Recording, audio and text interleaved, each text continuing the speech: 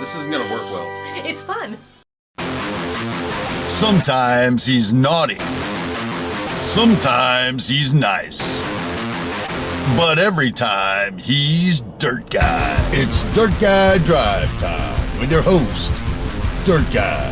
Hey, welcome to Dirt Guy Drive Time. This is my personal vlog where I drive around talking about stuff, and sometimes it's encouraging or it's entertaining or it's informative or inspiring. Sometimes. I'm not certain today's gonna be one of those times, however. I'm just kicking it, yo. And you know, as I start up the camera, I'm looking outside, it looks a little hazy. I wonder if there's a fire nearby or something. I don't know. Won't affect you wherever you are watching all over the globe. So, yep, talk about work. For starters, you know, I've got my project engineer dude, right? And he's dropped a couple of cones in there. He's given me a couple of pine cones. Well, put a pin in that for a second, because we're going to get back to him on as part of a related story. And remember yesterday, the dude got mad at me, walked out of my trailer and slammed the door. I'm out of here, he says. I'm like, what kind of gone we talking here? There's a country song. You know, I think every day I make a song reference, don't I? I think I do. I'm gonna have to go back and no, I'm not gonna go back and watch this. Nope, I just changed my mind. You go back and watch it and let me know. So he's out of here, right? And so today there's a piece of work that I asked him to do that was extra, clearly extra. Gonna pay you for it. Give me a price. We'll get it approved. And Bob's your uncle. He's, I don't feel like it. Do it your damn self. Right? All right. So I made arrangements today, and then I told my bosses we're just doing it. We can get it done quicker and cheaper than using this bozo. And so I sent him an email. I said, hey, don't worry about pricing this up. We're gonna self-perform it. And he sends back an email later. Dude, I was just joshing with you. Really? Were you joshing with me when you slammed the door to my trailer? You know, when I grew up, my dad, when he got angry, would slap me in the face. Like that. He just slapped me. Like that. That's how I ended up so disfigured, by the way. And so when I had children, I realized that I determined I would never slap them in the face. I get a spank on the butt maybe, or whatever. You don't slap in the face. That's like a personal attack. It's personally humiliating to do that to somebody. And slamming the door to my trailer is the same thing as that. You slam the door to my trailer, you're telling me to go pound sand in one of my orifices, and that doesn't work for me. You can be angry about the situation, understood. I might be angry if I were you, but you don't get to slam the door to my trailer. So, were you just joshing when you did that? Oh, that was hilarious. Yeah, whatever. So anyway, I then proceeded to spend the next 4 hours of my day going through every one of his line items, finding supporting backup and documentation showing that, look, the drawings always said to do this. Don't bill me as it's extra. You screwed it up. Just go fix it. Why are you trying to get more money out of me to go fix your own mistake? As part of that, I went way back in antiquity, all the way back to August of 2019, found an email where we got some information. And then in that email, my big boss said to my project engineer, send this off to the dude. And so he has this information because he was framing the building. I couldn't find where he sent it off. I found it about a month later. Somebody else sent it to him. And so I went into my project engineer's office. I said, hey, I just forwarded you an email. Did you ever respond? Did you ever send it to him? And about 5 minutes later, he comes back into my office. No, Steve, I didn't.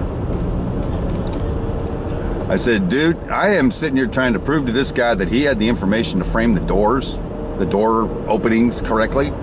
Way back when he started. And you just killed about a month of my argument, bro, by not doing what you're told. And you know, there's a couple things I could do there. I could do it the way it would have been done when I was growing up, and that is just light him up, humiliate him in front of everybody, call him a worthless piece of shit. But where would that have gotten me? It wouldn't have got me anywhere. In the moment, I might have felt better to vent my anger. I'm venting on you, mighty sir. You lowly, you peon! I pee on you. You guys don't like that accent, I know, because when I did a whole video with Nay, I got clobbered. But anyway, I could do that, or I could do what I ended up doing, like saying, okay, dude, that was like 6 months ago.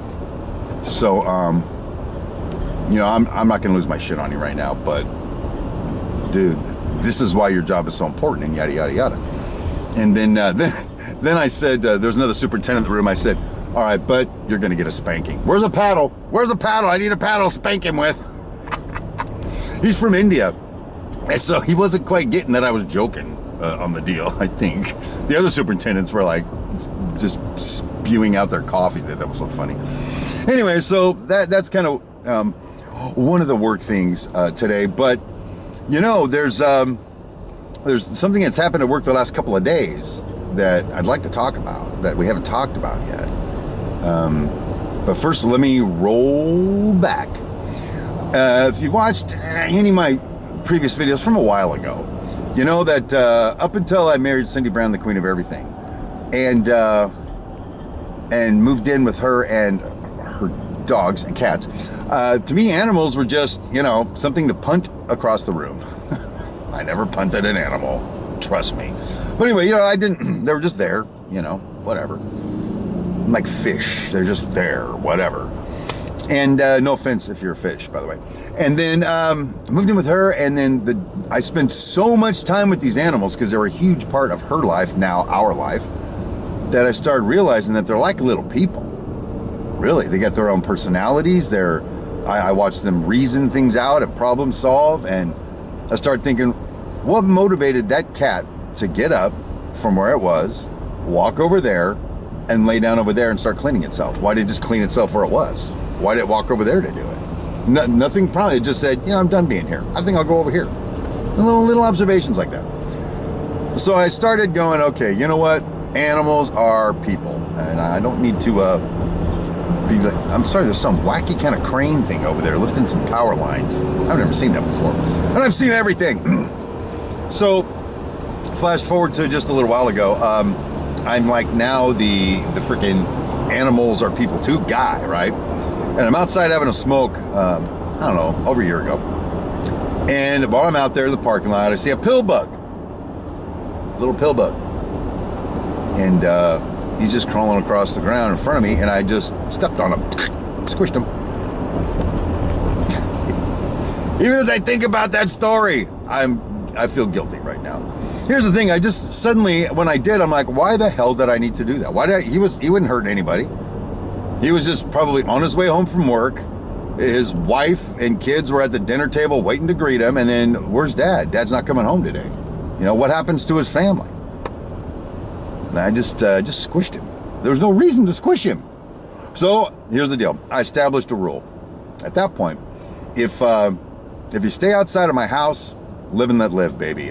Some of you may recall me talking about Sluggo the spider and Brutus the spider that had made webs just right off our porch, kind of over by me.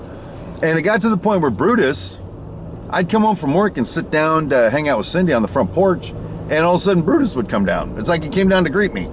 He was that big, man. Come down to greet me. It's Brutus the spider. Hello, dude. Him and Sluggo are gone. I think they're hibernating or something.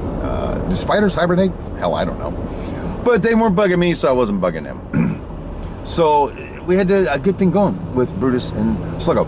But over at my job site now, I mean, it gives you some context of where I'm coming from, right? Okay. Over at the job site, it's like Animal Kingdom over there. It's like Wild Kingdom at my job site. Well, I'm building hotels, right? So the first guests we've had at our hotels, the first guests were skunks. Yep, moved right into the elevator pit. Spent the night. Free accommodations too. We fed them and gave them water, so it was like, ooh, continental breakfast for a skunk. I don't know. And then there was a raccoon. I didn't tell you about the raccoon. Got a raccoon. And then found a whole family of mice living in one of the rooms. And then of late, up on the roof of, we're building a Holiday Inn Express. Up on the roof, a whole herd of bees moved in. A whole thing of them moved in. And so workers are up on the roof trying to put the roof on, and they're getting harassed by bees. So we had to do something about it. So while I'm thinking about what to do, my superintendent just says, well, you know what, we're just going to seal up the opening and they're just going to die inside the building. Well, those bees are clever. They figured out how to get through what he sealed it with. They committed suicide to get out, and then whoo, they were just swarming around again. Tried a number of different things. Finally, my assistant superintendent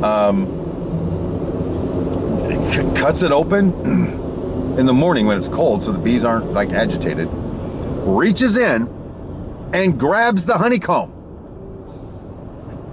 Grabs the honeycomb out of the inside of the building. He's got bees all over his arms.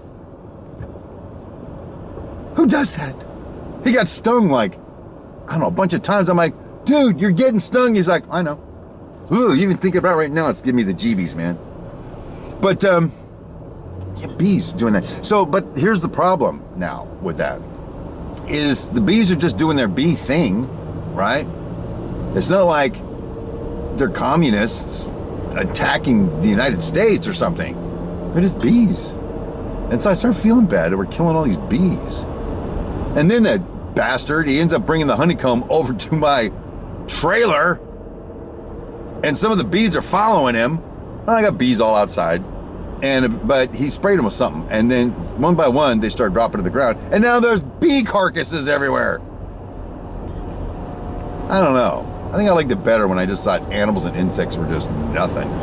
One final story on that, and then I'm gonna let you go because I don't know how much longer I could talk about this. A new spider has moved in. I forgot what Cindy wants to call it because it's her spider. There's a little sign on the other side, right in front of our porch, that says the Browns. There we are. That's us. We're the Browns. And a little spider decided to make that his home because there's a little gap between the sign and the sign post. A little gap. He decided to make that his home. And the reason he did is because these little gnats sort of swarm around right on the end of it, and he just sits there going like this.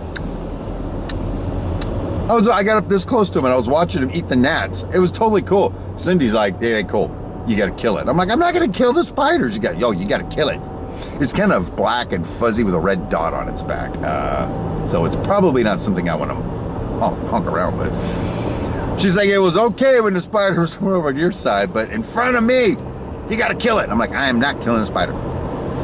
And then he hid anyway. He went back into his little house. Then I look where his little house is. He's got kids in there. What do you want me to kill him? What happens to the kids? I don't even know. So that's kind of where I'm at today. The work thing was pretty much like yesterday. Not too many other things going on, but the bug and insect stories. Okay, one more quick one. All right, if you've been with me this long, it's worth this story. Last night I was getting up out of my chair on the porch, and I was getting ready to help Cindy up, and some winged creature flew up my nose. I am not kidding you. It was like, it went up and like right up here. I was like that. I snot rocketed it out real quick, and I was like, bah! Like that. And Cindy was like, what? She thought I was having a heart attack or something, or I got shot or something. Okay, if I would have found that bug, I'd kill it, because A, you're not allowed in my house. B, you're not allowed in my nose. I'm not making that up. It was like a daddy long legs went. Whatever. That's it for today. I'm kind of tired from the week, so I'll tell you what. I'm gonna go home, rest up a little bit, and prepare for the big Friday weekend wrap-up report. And until then, my name is Steve Brown, and be kind to all living things, except plants. That's okay with plants. I'm okay with the plants.